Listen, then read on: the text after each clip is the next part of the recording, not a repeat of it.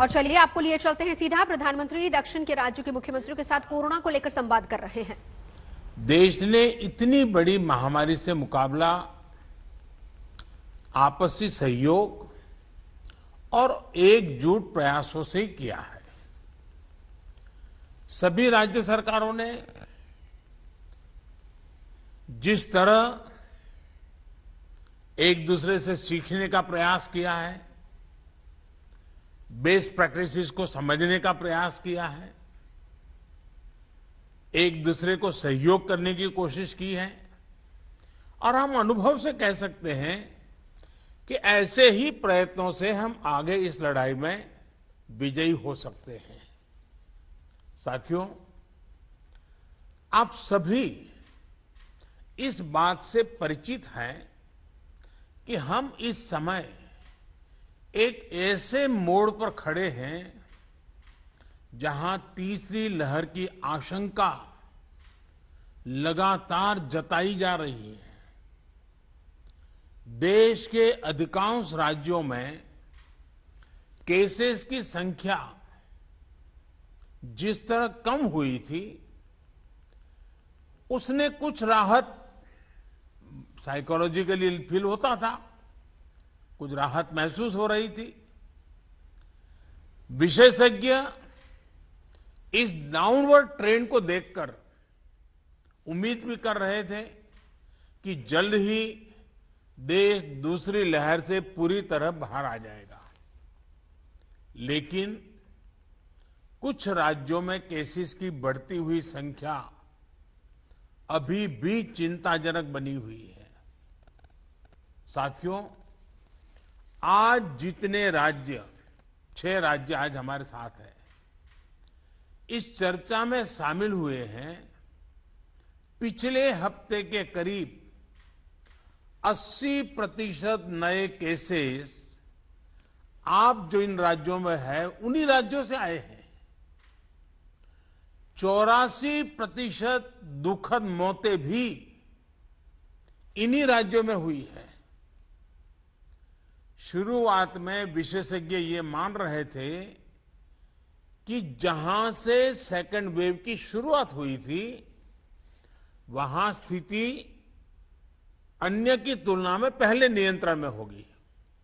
लेकिन महाराष्ट्र और केरल में केसेस का इजाफा लगातार देखने को मिल रहा है। ये वाकई हम सबके लिए, देश के लिए एक गंभीर चिंता का विषय है। आप सब इससे परिचित हैं कि ऐसे ही ट्रेंड हमें सेकेंड वेव के पहले जनवरी फरवरी में भी देखने को मिले थे। इसलिए आशंका स्वाभाविक रूप से बढ़ जाती है कि अगर स्थिति नियंत्रण में नहीं आई तो मुश्किल हो सकती है। बहुत जरूरी है कि जिन राज्यों में केसेस बढ़ रहे हैं, उन्हें प्रोएक्टिव मेजर्स लेते हुए तीसरी लहर की किसी भी आशंका को रोकना होगा। साथियों, एक्सपर्ट्स बताते हैं कि लंबे समय तक लगातार केसेस बढ़ने से कोरोना के वायरस में म्यूटेशन की आशंका बढ़ जाती है। नए नए वेरिएंट्स का खतरा बढ़ जाता है। इसलिए तीसरी लहर को रोकने के लिए कोरोना के खिलाफ प्रभावी कदम उठाया जाना नितांत आवश्यक है। इस दिशा में स्ट्रैटेजी वही है जो आप अपने राज्यों में अपना चुके हैं।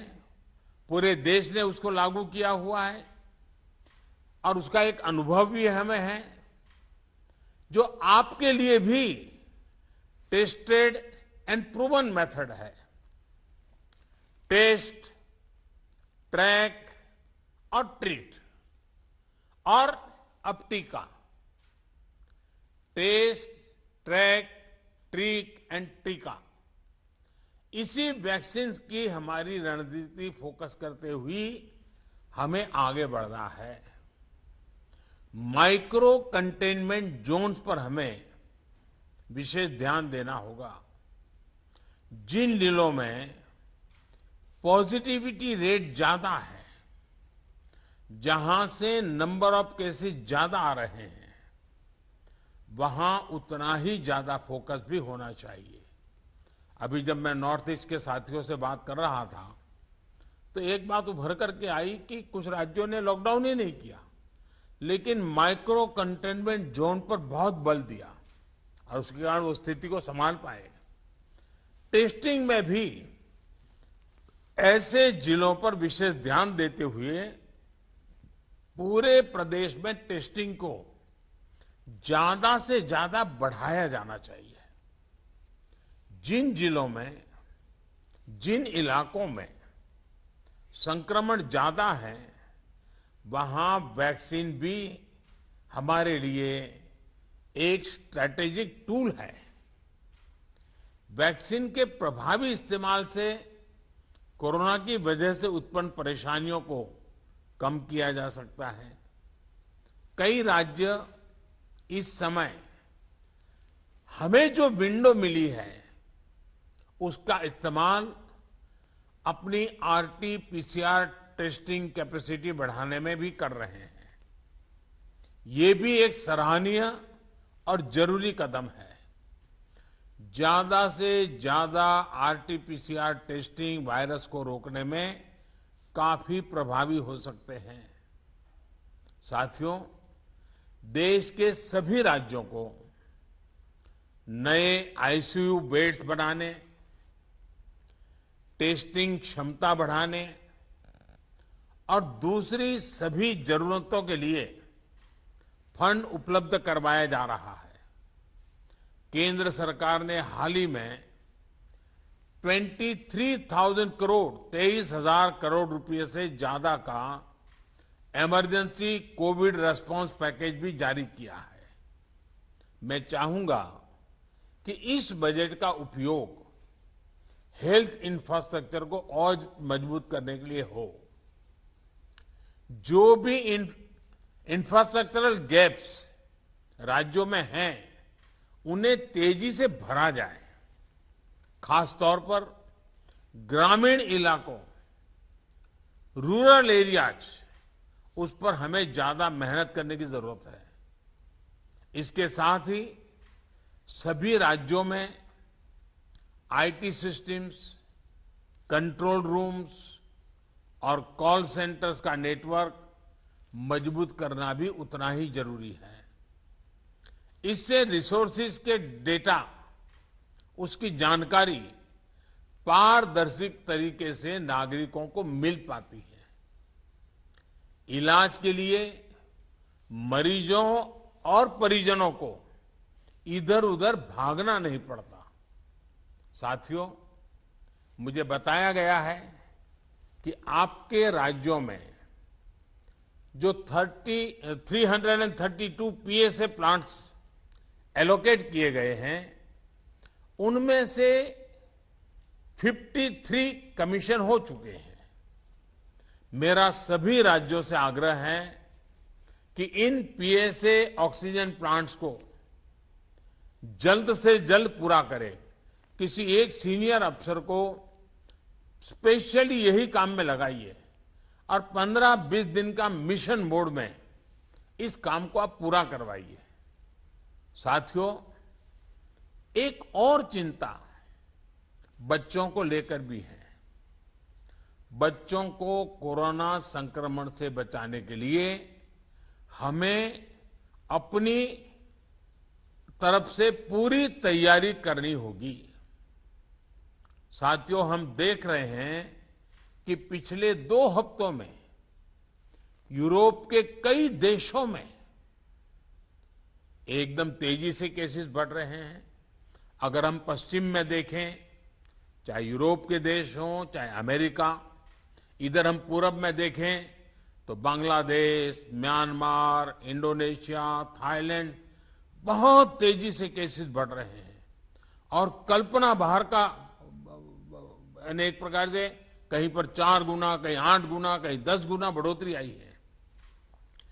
ये पूरी दुनिया के लिए और हमारे लिए भी एक चेतावनी भी है, एक बहुत बड़ा अलर्ट है। हमें लोगों को बार बार ये याद दिलाना है कि कोरोना हमारे बीच से गया नहीं है। हमारे यहां ज्यादातर जगहों में अनलॉक के बाद की जो तस्वीरें आ रही हैं, वो इस चिंता को और ज्यादा बढ़ाती हैं। इसका जिक्र मैंने अभी नॉर्थ ईस्ट के सब साथियों से बात कर रहा था, उस दिन भी किया था। मैं आज फिर से जोर देकर के इस बात को दोहराना चाहता हूं। आज जो राज्य हमारे साथ जुड़े हैं, इनमें तो कई बड़े मेट्रोपॉलिटन शहर हैं, बहुत सघन आबादी वाले हैं। हमें इसे भी ध्यान में रखना होगा। सार्वजनिक स्थलों पर भीड़ लगने से रोकने के लिए हमें सजग, सतर्क और सख्त होना पड़ेगा। सरकार के साथ साथ अन्य राजनीतिक दलों, सामाजिक संगठनों और एनजीओज को, सिविल सोसाइटी को साथ लेकर हमें लगातार लोगों को जागरूक करते रहना है। मुझे विश्वास है कि आप सबके व्यापक अनुभव इस दिशा में काफी काम आएंगे। आप सबने इस महत्वपूर्ण बैठक के लिए समय निकाला, इसके लिए आपका बहुत बहुत धन्यवाद। और जैसा आप सभी आदरणीय मुख्यमंत्री जी ने उल्लेख किया, मैं हर पल अवेलेबल हूं। हमारा संपर्क बना रहता है। आगे भी मैं हमेशा अवेलेबल रहूंगा, ताकि हम सब मिलकर के इस संकट से मानव जात को बचाने के इस अभियान में अपने अपने राज्यों को भी हम बचा सकें। मेरी आप सबको बहुत शुभकामनाएं हैं। बहुत बहुत धन्यवाद।